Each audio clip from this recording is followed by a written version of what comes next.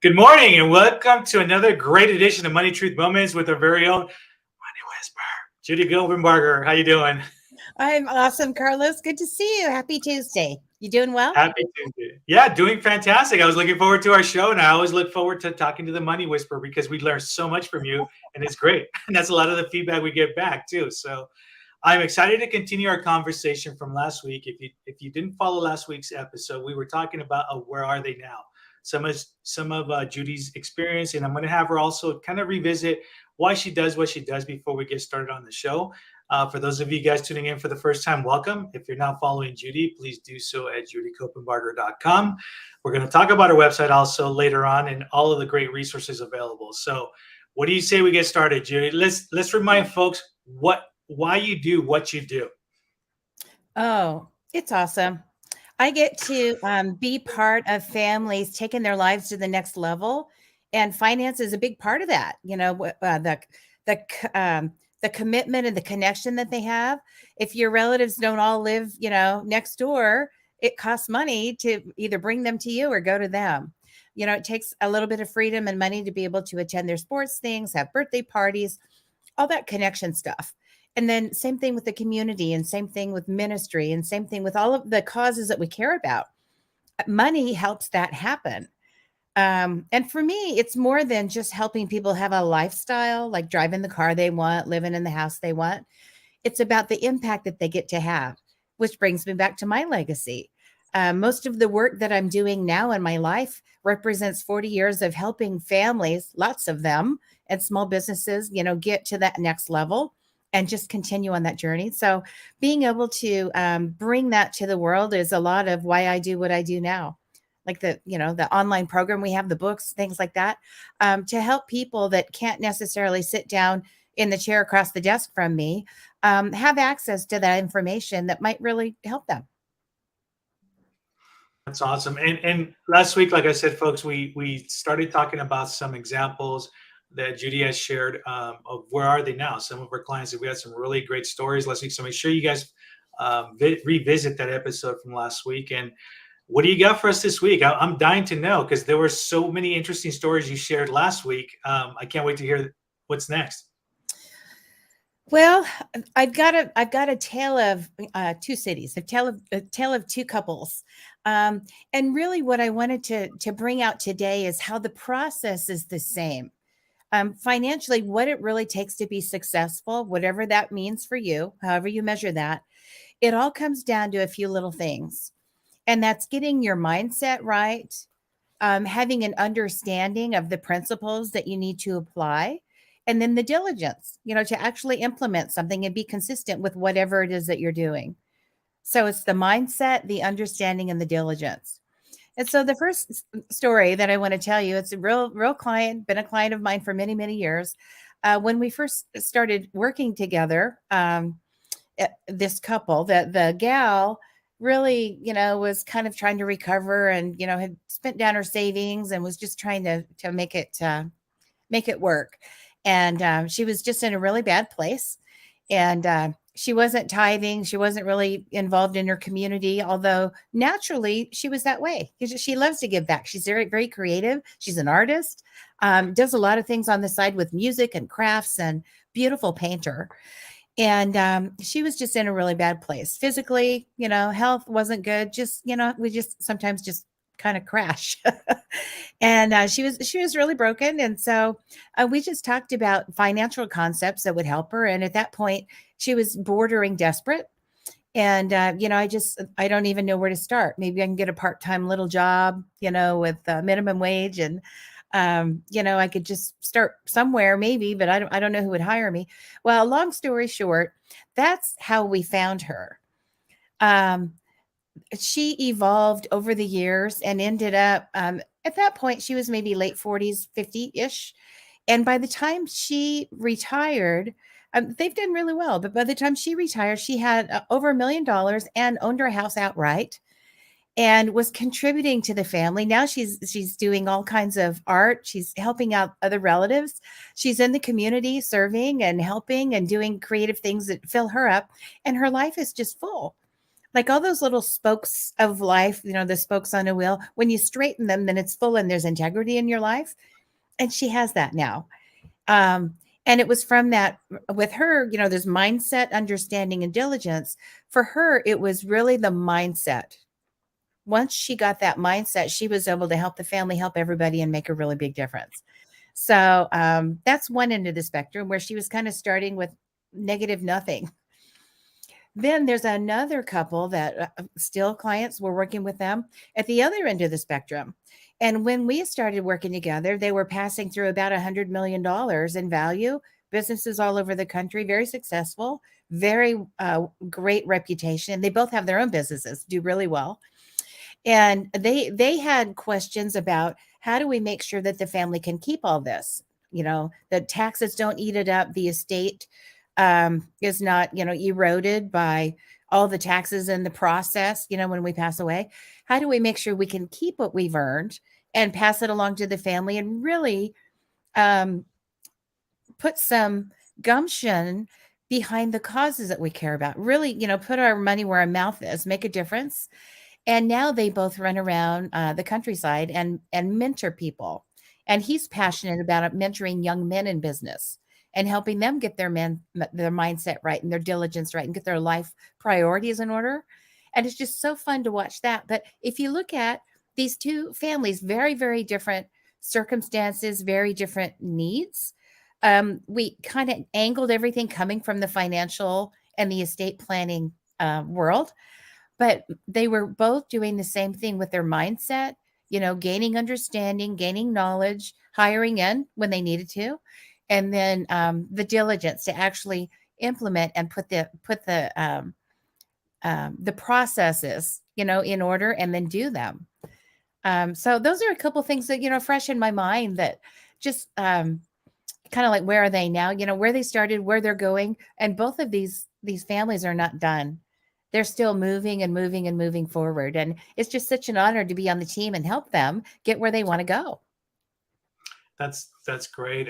It's fascinating too because you're able to talk about both ends of the spectrum, and that's usually great stories with that too. I want to talk also a little bit about the folks that are in the middle, right? Majority Mhm. of folks they're not too much to that one end or the other, Mhm. and sometimes they're just also getting started. But before we do that, folks, thank you for joining us this morning. If you are not following Judy, do so at judycopenbarger.com.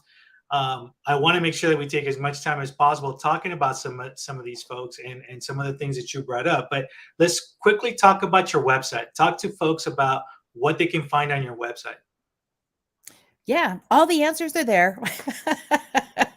It's the Bible of money stuff.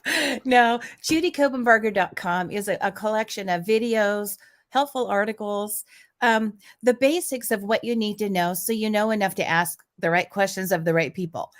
So it's I never knew the difference between a stock and a bond, and which should I have?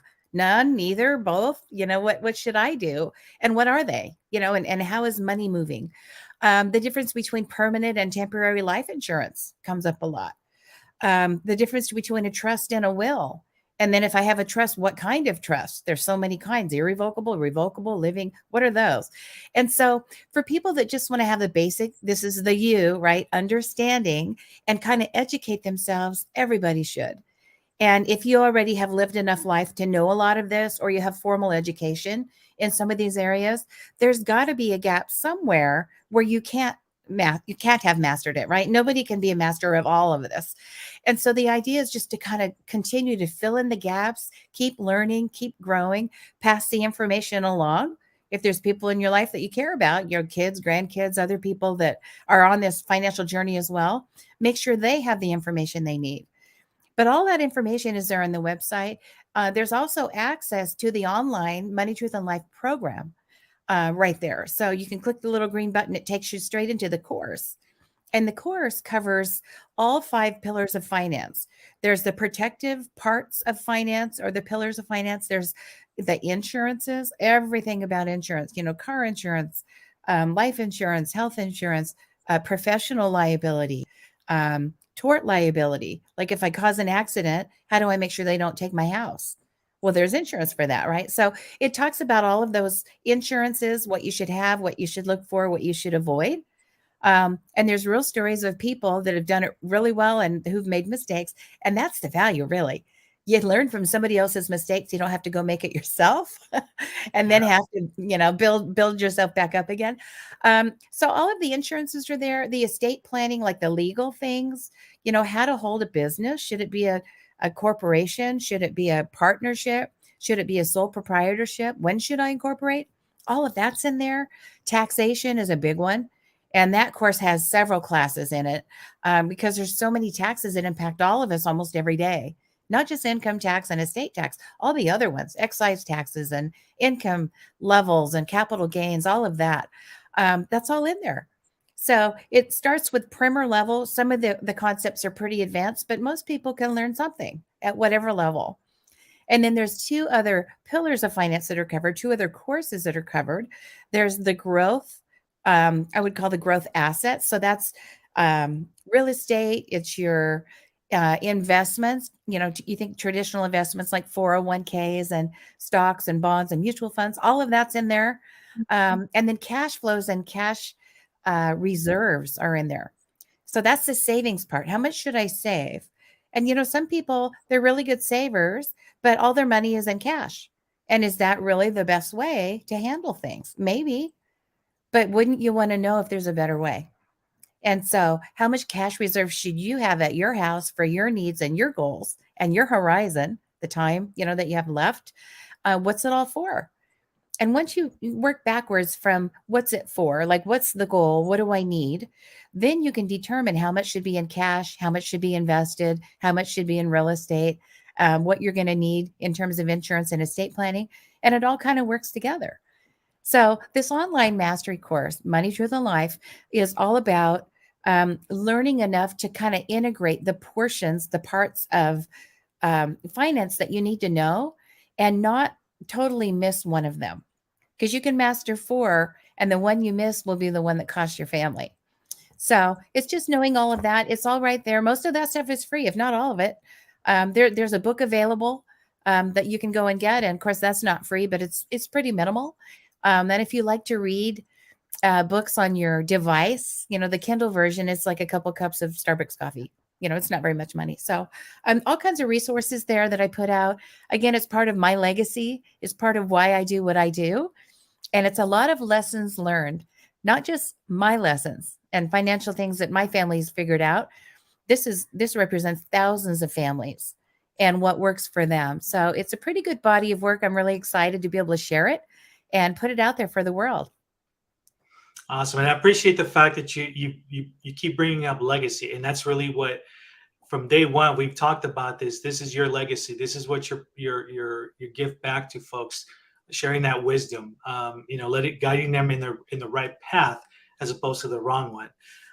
One of the things that you mentioned, and I want to go back to now, is you talked about mindset, right? You're sharing some of these stories. Talk about what it's been like to deal, and I'm sure you've got stories upon stories. I'm sure you've come across folks who the initial conversation could be a very negative one because of the mistrust, right? The mindset is shut down because I've experienced X, Y, and Z, and this guy told me this, she told me that, and here I am. I've lost money. I don't trust people when it comes to finance, right? I'm sure you come across those folks. Talk to us about the process of how you help those type of individuals. Well, they've got to be in a place where they can maybe try one more time to trust. And I feel so bad on behalf of the industry that so many people get harmed just because they don't know, which is kind of part of why I do what I do. So you will go out there and know. And if something's happening where there's a conflict of interest or somebody's putting their interest above the interest of you, you should run the other way. If it sounds too good to be true, run the other way. If there's any urgency, like you've got to hurry and do it right now and quick, make this decision, the opportunity's going to leave, or you're going to get hurt if you don't hurry and do it and sign this thing so I can get paid, run the other way. With finance, there's never, ever a hurry. There should never be any urgency or hurry. And if you're sensing that, chances are there's a conflict of interest somewhere near. And it's just time to take a breath, take a break, maybe get another opinion, educate yourself before you sign something. Talk to the right people. If you got people in your life that you trust, and they don't all have to be professional financial professionals, but if you have a relative, or you have a mentor, if you have a business partner, or someone who's just successful in business that is willing to help you, seek those people out. If they've done well, not just on the outside, but on the inside, if they've done well and their life is working and their finances are working, seek them out, find out who they're talking to and where they get their information and what they're doing that's being very relevant and helpful in their life. Ask them what mistakes they've made. Sometimes that's the best question. Where did you blow it? What do you wish you could, do over again? Where's the do over there? That's valuable. So finding someone who can help you get to the next level that you trust, I think is a great start. If there's no one in your life that you think, knows what you need to know, I mean, I've got these resources out there, but one thing that you could do is seek out a professional, and you want to be careful when you do that. So if it's someone who is in the sales or the development part of a business, which almost all financial professionals are. They're the sales arm. They're the distributor of financial products and services. It's not a bad thing, but you just want to recognize they don't get paid unless you do something. So they're going to tell you a lot of things to help you do something, right? So just think about it. So, if somebody comes, you think I might want to get a smoke alarm for my house, or I might want to, get a security system for my house. Well, the people that show up to sell you that, they're going to tell you every horror story, every fire that's ever happened, all the bad break-ins that have happened. They're going to whip out statistics of all this fear, and all this terrible stuff, because they want to get you in the place where you're going to say yes and buy as much as possible. The more you buy, the more they make. The financial industry is very similar for the most part. So if you can find a fiduciary, if you can find someone who at least has an education, not just, the sales training, a CFP would be a good place to start if you're just kind of, walking through the yellow pages. If you're under 45, you don't know what that means. Right. The I was rest just of going to us, ask that. What does that mean? the rest of us have walked through the yellow pages. Now we just get on our phone and search. But a cold search, if you want to find a CFP, if you're really looking for some good planning, like holistic planning, a certified financial planner. And there's actually websites with lists of those people all around the country, maybe around the world. I don't know. But so you can look up a CFP, and they at least had to go to college. They had to do extensive training, pass tests, and in every area of finance. So they know about the economy. They know about tax. They know about investments. They know about how all of this works.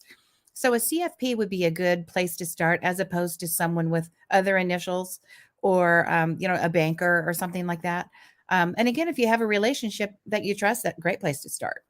CFP, fiduciary, the best way to find a fiduciary is, and I'm not sure if there's a website that does it, but if you search AIF, that's an accredited investment fiduciary. This is someone, when you're investing your money and they're giving you advice, they have to prove that the advice is in your best interest. So, and there's audits for that. They can't just say, you should buy this REIT or buy this stock or buy this, whatever they're selling, right? Mutual fund, whatever it is.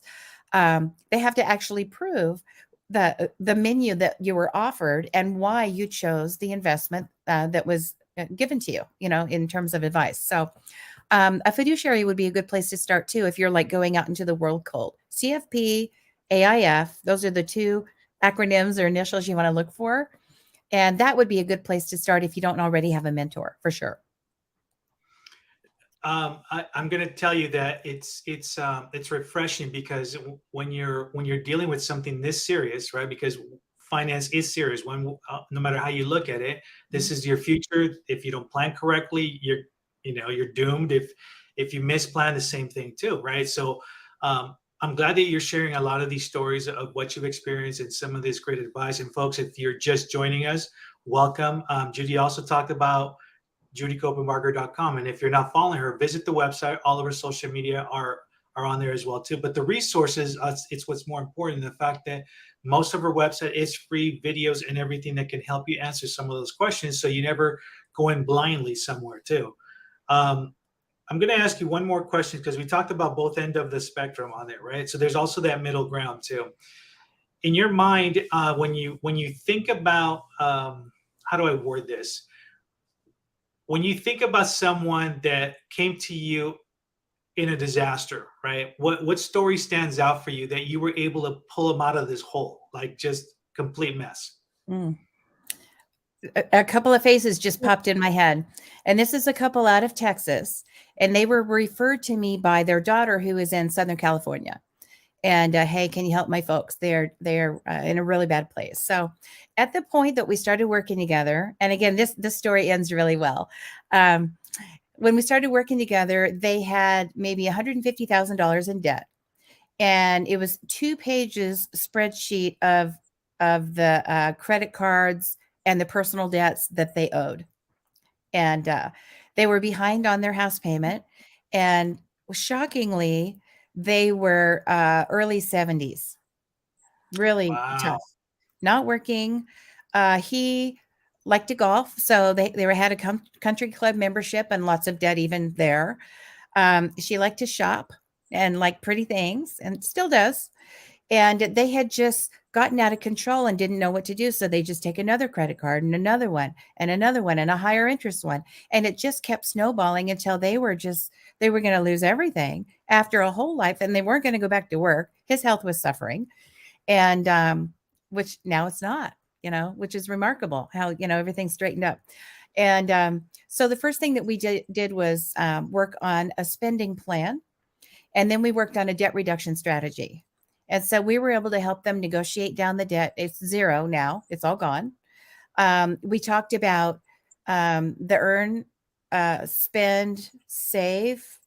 We have a three-way, if the month is longer than the amount of money you have and you're short, there are 3 ways to solve that problem. And if you go online, that's on there. It's a 3 ways method. It's amazing. We did this. Usually I'm doing this with 35-year-olds. And here they lived twice as long. They'd done well through the years, but then they just would go into this pit and then do well and then go into the pit. So it's kind of like no throttle. It was all or nothing. But they had never learned how to spend well. They could earn, but now they were in their years where they couldn't, get earnings anymore. And they had depleted everything and they were just really in bad shape. So how are we going to get this, on a fixed income now? How are we going to fix it without giving up lifestyle, without giving up connection with family and doing things that you love to do? And we were able to do that. We got the debt off of them. We bought some time. It was about an 18-month process. Some were negotiated. And then we had, we worked the taxes around that because that causes tax issues. We planned for all of that. And they ended up saving some retirement. We didn't have to deplete all that, because one mistake is people pull all the 401k out, pay off the debt, and then they feel good for a while. And what are you going to do next time? And so they needed habits. And in our meetings, she does most of the money because of his health. But in most of the meetings, she doesn't end the meeting without this heartfelt, tearful thank you. I never had a handle on spending. I never had a handle on the budget. I'd rather use the spending plan word than the B word, because budget's like a diet, but I can't have, and I'd rather have it. And so she said, I never knew how to allocate the dollars going out. We could allocate them coming in, but I never learned how to allocate them going out.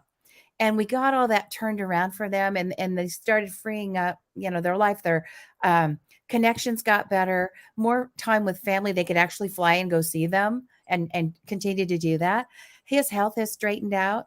Now they don't have the country club membership anymore. They have other things that they're doing, more activities that are meaningful to them that they do together now. And life is so much more fun for them. It's more within their means for them. They've actually downsized from the big home they never were going to let go to something that works way better. It's closer to their kids and grandkids, and life is great. So they're getting close to 80 now, and they're free. They're out of debt. They're not living, month to month, stressed out, feeling like they can't do anything. Like, I've got to go buy a purse to feel better. All of that's gone because they now know how to do it. So that's just, it's a couple that were and could have gone the other way quickly. Like within months, they could have just really been out on the street. but they were able to get a plan together, work together, do that diligence part, the consistency. It's going to happen. It's going to happen a little bit every month. And they got there. Sweet couple. And they're still out in Texas and they're doing great. What an amazing story. I mean, I'm just like jumping off my seat, just like this is just incredible. I mean, the age factor, where they were, and all of that, and to be able now to just have changed that around. It's just Yeah. this is what I'm talking about, folks. It's the real deal. It's your legacy. It's how you help people. And I would love to just. I mean, we can spend the next 6 months talking about success stories and different things with that of everything that you've done. But I think this is a great segue for our favorite part of the show.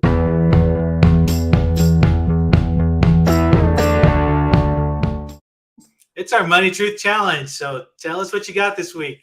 Pen and paper. Okay. Your challenge always All has right. pen and paper. Be ready. So I think there's something magical, and all the business gurus will tell you, from your brain down your arm to your hand to the pad of paper. So I don't think it works, if you're clicking like that. But so just take out a little, back of a napkin, something, and a pen, and write down a couple of things. And it's for you. This is your challenge. So what I want you to do is think of one simple, single, doable thing. You don't need a whole big fat list. One simple, single, doable thing that you can do in each of these 3 areas that we've talked about today. Because from our stories, you can tell, and from every client I've worked with over the years, you can tell there's just these commonalities, just a couple things that you need to do. And they are MUD, right? So the mindset, the understanding, and the diligence. So what's one simple, single, doable thing that you can do in the area of mindset? Do you need to clear something? Like forgive your spouse for overspending, forgive your spouse for not making enough, have a conversation to just, clear the air. Do you need to forgive yourself for mistakes you've made financially? Do you need to get rid of some shame? Do you need to apologize to someone or ask forgiveness from someone? What is it that you need to do to get that mindset right? And then clean slate, you can do anything, right? So there really is no limit. People say the sky's the limit, blah, blah, blah, all this stuff. It's really true. So you'll go as far as you want, no matter where you are in life. You can get the debt off of you. You can save your hundreds of millions of dollars for your family and not pay it to Uncle Sam. You can find a great job and end up with all kinds of bonuses and real estate and finish well. You can leave a legacy for your kids. So maybe education, for your grandkids, and make sure they don't have to struggle. So there are things that you can do if you get the mindset right. So what's one simple, single, doable thing that you can do to get your mindset where it needs to be? The next thing is understanding. And understanding might be something you need to know, or you need to learn, or you need to have a new perspective on. Or it might be someone in your life that already knows what you need to know, and you just delegate that to them. So you might need to hire a CPA or hire an attorney, or look into getting a CFP, a financial advisor, to help you with the planning. Or maybe just learn what you need to know. You can go to the Money, Truth, and Life online mastery program, take a class or several, take a whole course. So those are things that you can do for the understanding. And what's one thing that you need? Write it down. And then the third area, one simple, single, doable thing in the area of diligence. Where could I be more consistent? Maybe I could take that 401k program I have at work, and instead of putting in 1%, take it up to 2%. Or maybe there's programs at work you've never even looked into. I don't want to talk to the HR people, payroll people. So find out what's available. And it could be that you put in 1% and the company matches that, or 2, right? And what a difference that can make at the other end. Maybe you need to call your insurance guy, make sure that you have the right kind of insurance. If there's a gap, fill it. If you have too much, lower it down, because life moves. It's a moving, breathing thing. So what you put in place at one moment, a year or 2 or 5 from now, probably changed. We see this in estate planning all the time. People set up a will, or they set up a trust, and then they put it in the safe and never look at it. 20 years later, it's like, wow, really? Those are the guardians I picked? I haven't seen them in 15 years. So, if there's something that you can do, one thing that you can do in the area of diligence, like getting it done, implementing, what is that? Write it down. So you've got mindset, you've got understanding, you've got diligence. one thing in each of those areas can make a really big difference. That's your challenge. You heard it, folks. And if you want to share your answers, please send us a message. We would love to talk about it. Or if you have questions, by all means, please send us some questions that we can address on the show as well, too. We've come to the end of the show. And folks, if you're just joining us now, please watch the beginning of it and watch last week's episode. Judy has shared a lot of great stories of different scenarios and folks that she has helped over the years, and as part of her legacy, also leaving just a lot of wisdom with folks. And that brings me also to her website. If you're not following Judy, do so at judycopenbarger.com. There's great resources available for you guys. There's also all of her social media platforms, so make sure that you are following her. And by all means, share this stream with your friends, family, business folks as well, because there's a little bit of wisdom for everybody that's watching as well, too. We're here every Tuesday morning at 8 a.m. Judy, always a pleasure. Any last parting words? Yeah, I would say this week, make it a mindset week. I just feel like people need to get out of the cobwebby, last couple of years, and just fresh start, new mindset, make it happen. Take your family to the next level financially. You can do it. Awesome. All right, Judy, we'll catch you next week. Have a fantastic week.